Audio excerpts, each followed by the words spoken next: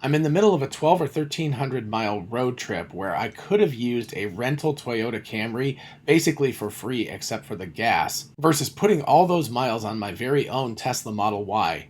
So the choice was obvious. Let's take a look.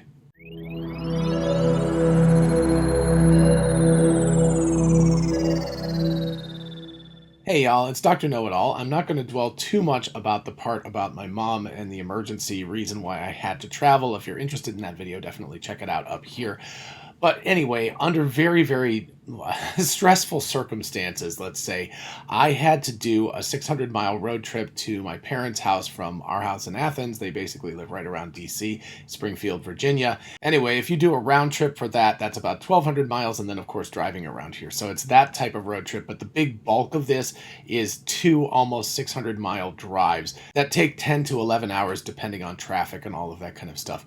So if you're like me, if you have access to a rental car with unlimited miles, the obvious choice is to take the rental car if you have to put a lot of miles on your vehicle for something like a road trip or something, right? In fact, some people actually specifically rent cars rather than use their own to do some sort of long distance travel in order to not put the mileage on their vehicles. So what would the reason be for me to actually drive my Model Y versus driving this basically free Toyota Camry? Well, the first reason is with the cost of gas, it's not quite as free as you might think because, of course, gas costs a lot more than Supercharger miles to fill up your car while you're driving. So there is a big expense added onto that, but let's just call that more or less of a wash. It is a reason. It's a reasonable thing to think about as you're doing a road trip like this, and a good reason to drive a Tesla. Of course, it probably wouldn't have swayed me on its own. The second and third reasons to take the Model Y, interestingly enough, were actually tweeted out by Tesla Europe and Tesla Today. The first one was from Tesla Europe, and it said their Supercharger network loves or, handshakes with long-distance travel. In other words, as a partner with long-distance travel, 960 locations in Europe. Of course, there are more than that in the United States, but the United States is absolutely huge. 100% renewable energy, which they definitely can't say in the US yet, but they are working on that. This is the important metric right here. 99.98% uptime. And of course, then there's 15 minutes to charge up to 240 kilometers or around 150 miles-ish, and 250 kilowatt max charging speed. So first of all, that 99.9% uptime is absolutely huge. It means that I never ever have to worry about a Tesla Supercharger not being functional when I get there, and certainly if there's an issue. For example, one of the Superchargers I went to yesterday had, I think it was 12 stations, and it said avoid station 3A because 3A is not working. So right in the app, it just tells you exactly which ones aren't working. But generally speaking, the chargers are pretty much always working, and if they're not, they specifically tell you which one isn't working. And then, of course, with the 250 kilowatt charging for most of the chargers that I went to yesterday, only one of them was a 150, and that is a pain comparatively speaking. It's amazing how much slower that is when your battery is really, really low. Doesn't matter so much. By the way, it doesn't matter so much if your battery is over 50%. If it's over 50%, a 150 is perfectly fine. A 250 is really necessary if you're trying to charge quickly and your battery's at like 10% or something. It will charge that 10 to 50% very, very rapidly. But anyway, there were chargers available, no problem at all to charge yesterday while I was driving. There was always a free slot. Of course, the Tesla app tells you about all of that stuff and would reroute you if one of the charging stations got very, very full or something to another place. And I was at each charging stop between 15 and 25 minutes, just depending. And basically, I had to eat and go to the bathroom and stuff like that anyway. So the 15 to 25 minutes it went by very, very rapidly. So it's really not that big a deal to charge for that length of time. If you look realistically, if you're driving a gas car and you think your pit stop really, really quickly, at least if you're driving like with a family or something, just take a look at it sometime. Set a stopwatch and just, go in and don't go crazy, but just like record how much time it takes you to stop. You'll discover that it would be pretty remarkable if you get out in under 10 minutes with the gassing and the going to the bathroom and purchasing any food you need and all of that kind of stuff.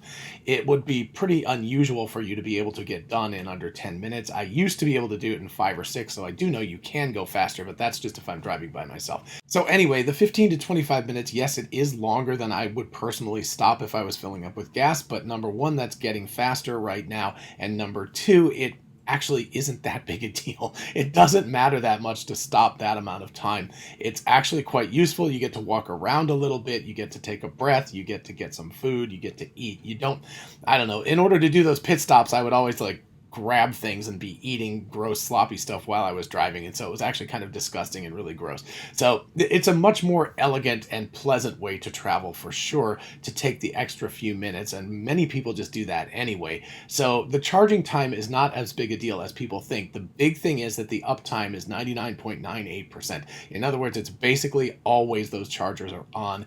You pretty much never have to wait. And you also don't have to wait that long for it to charge up. So it's a really, really big deal to have those superchargers. Next, let's talk about service. So one of the big things would be like, why would I put that many miles on my vehicle? Because that means I'm going to have service sooner. Interestingly enough, Tesla North America just tweeted out today, by having fewer moving parts that require minimal maintenance, every Tesla is designed to eliminate the need for service.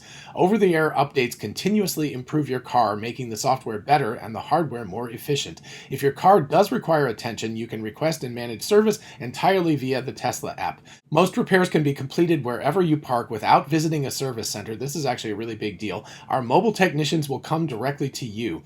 Also, remote diagnostics enables us to pinpoint problems faster or resolve the issue entirely. This reduces the time that the vehicle needs to be worked on, getting you back on the road faster. So there's a few points here. Number one is the fewer moving parts and not needing maintenance or minimal maintenance. It is very true. I've got 53,000 miles on the Tesla Model Y right now, and except for wiper fluid and new tires, there's been no service. Oh, and there was a couple of warranty things, right? There was a window that kind of went up and down weirdly and stuff like that. But even that touches on the next point, which is that Tesla actually comes to you. So rotating tires, fixing that thing with the window that was kind of weird just after we bought the car, I just left it in the driveway and they came and fixed it. I didn't even have to deal with it. They just, they did it all on their own. So no driving to the service center, none of that kind of stuff. You just leave the car, they fix it, and then they tell you that it's done. And that's incredibly convenient. Of course, the over-the-air updates, I don't know if that necessarily counts as service, but I guess, some of the stuff could be considered recalls. But anyway, getting over-the-air service means that you get a new car all the time.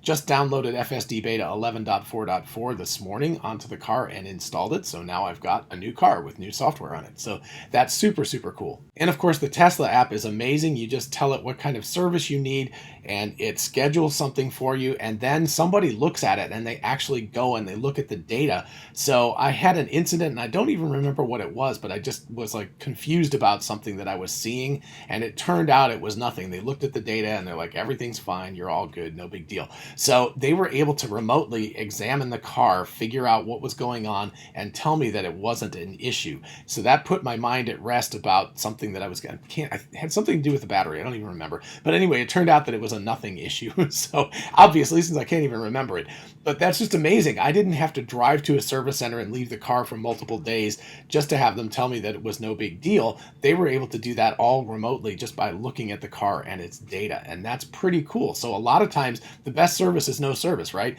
If you go into the app and you're like, I don't know what this is, maybe I need service, and then they write you back and they're like, no, you don't, everything is fine, it's all good. Or perhaps they're like, yeah, you do need service, and then they just send somebody out to your house or to your workplace and they fix it right there. So the fact that I'm not too worried about putting that 12 or 1300 miles onto my vehicle because it's not going to need an immense amount of service due to the fact that I'm driving these extra miles also played into the fact that I took the Model Y rather than the rental Toyota Camry. And of course we can throw in a small reason, even though it's a rental car and all of that kind of stuff. It's like driving the Camry. I had to drive it from the rental place back home. So it was just a couple of miles.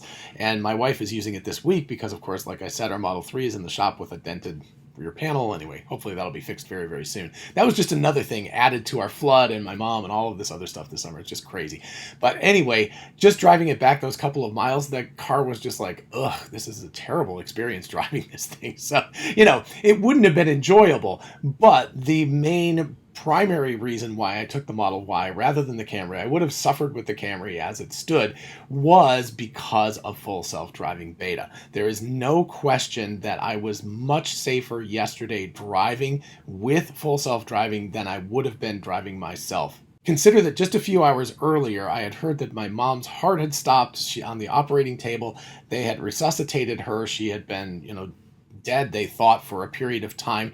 They didn't think she would ever recover from her coma.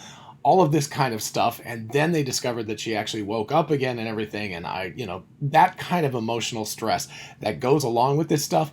I was in no condition to drive yesterday. I had had no sleep the night before.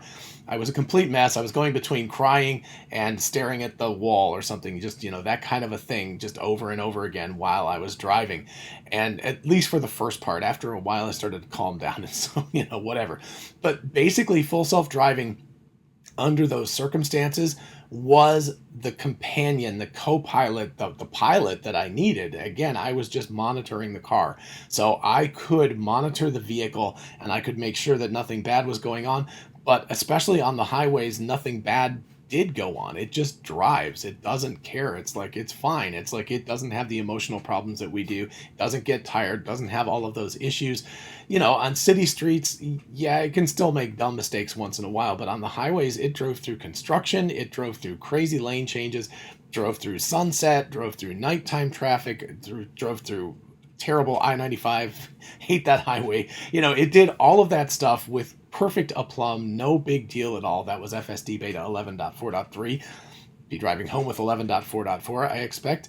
But me monitoring while full self-driving beta was driving was absolutely safer than me driving the vehicle on my own. And that was the primary reason why I didn't just go ahead and say like, hey, I got unlimited miles on this Camry. I'll throw 12 or 1,300 miles on it. No big deal.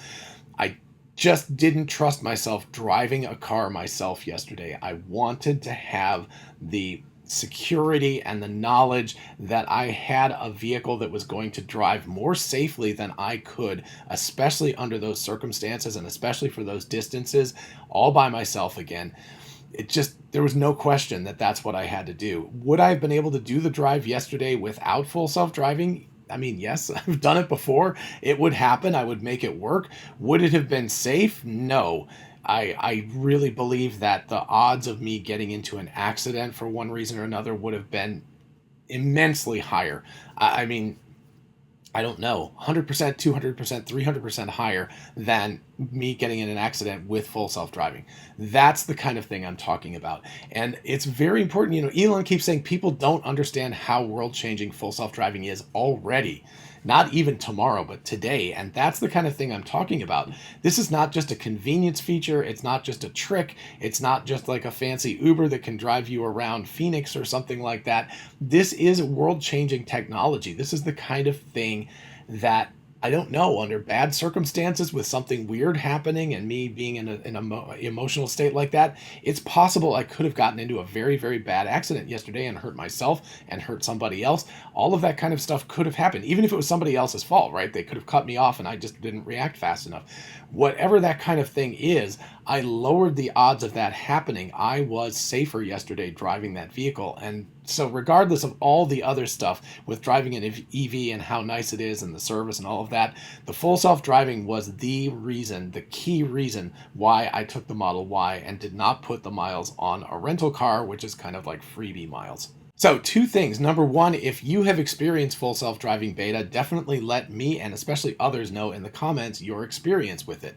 I know it's not perfect yet, but it is, I believe, demonstrably safer than us humans, especially for long distance types of driving situations. And number 2, if you've never gotten to drive a Tesla before, well, Tesla has actually started a demo referral program just yesterday. All of this stuff timed out really, really well. Check out my link in the comments. You can just click it, set up a demo drive wherever is the nearest place to you. Go.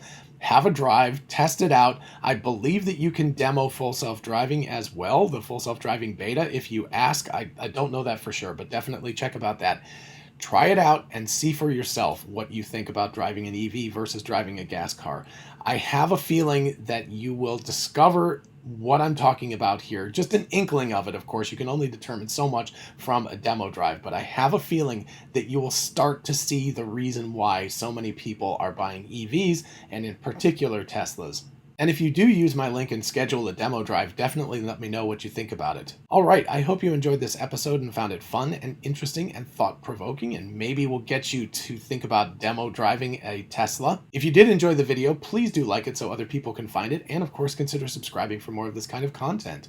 As always, a huge shout out to my patrons on Patreon, my YouTube channel members, and of course my ex-subscribers, formerly Twitter subscribers. Thank you all so much for supporting the channel in any way that you can, and of course if you want to join the team, just check out the links in the description. And if you're interested in a whole bunch of really cool merch, check out our merch store. Link is in the description. We have TeslaBot t-shirts, the Tesla meme t-shirt, success is a possible outcome, 4680 battery cells. All of that stuff is on t-shirts, mugs, tumblers, and on. So check it out. And finally, don't forget we are both Tesla and Amazon affiliates. If you look in the description, you can see how going shopping for a new Tesla, a solar roof, a power wall, or anything on Amazon helps out the channel. In the meantime, I'll see you in the next one. Bye-bye.